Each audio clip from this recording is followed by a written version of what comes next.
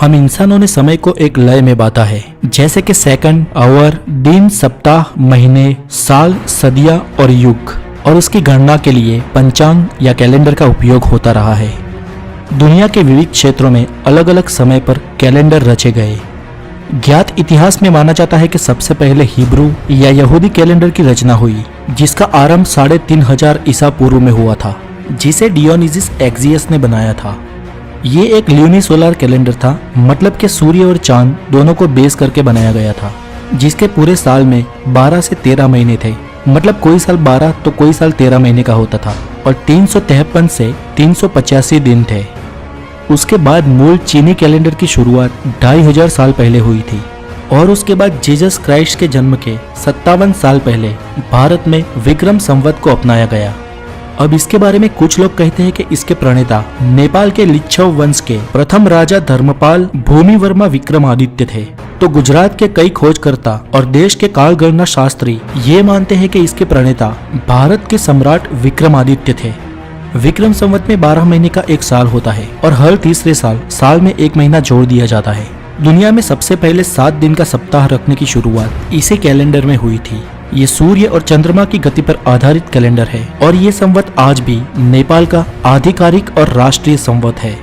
विक्रम संवत को आज भी गुजरात में अपनाया जाता है। गुजरात में विक्रम संवत के कार्तिक माह के प्रथम दिन से नए साल की शुरुआत होती है, जिसे बेस्तु वर्ष या नूतन वर्ष भी कहा जाता है।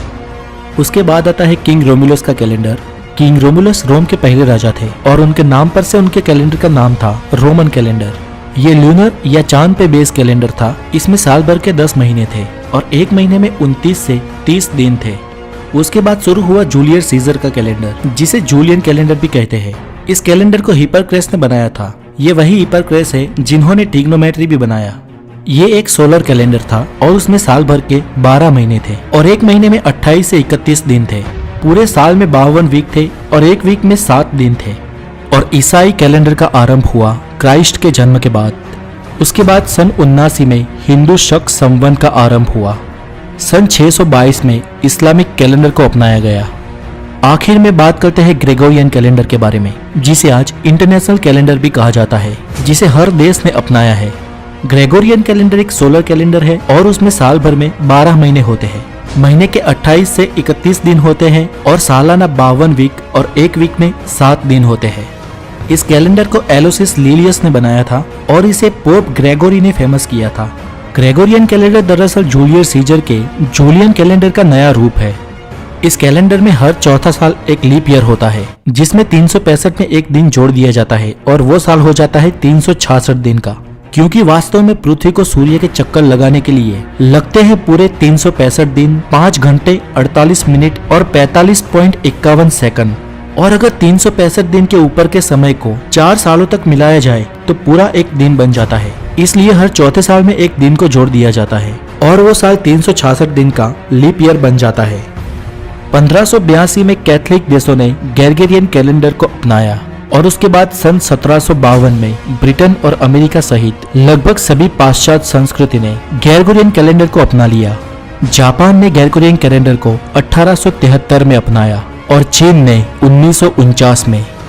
हमने आगे जो देखे वो सारे अर्वाचीन कैलेंडर थे, लेकिन इतिहास के गर्भ में कुछ प्राचीन कैलेंडर्स का भी अस्तित्व था, जैसे कि इजिप्टियंस कैलेंडर, महाभारत काल की समय गणना, और माया सभ्यता का कैलेंडर। भारत के शक और विक्रम संवत की फिर कभी बात करेंगे। आज 31 ईव है, और ग्रेगोरियन कैलेंडर के साल का आखिरी दिन है। आज रात नए साल को पूरे विश्व में पूरे हर्ष और उल्लास से मनाया जाएगा, इसलिए मेरी ओर से आपको भी नए साल की शुभकामनाएं। वीडियो अच्छी लगी हो तो लाइक जरूर करें, और अगर आप द नॉलेज पे नए हैं तो चैनल को सब्सक्राइब अवश्य करें। आपकी मंगल कामनाओं की दुआ के साथ फिर मिलेंगे। Happy new year.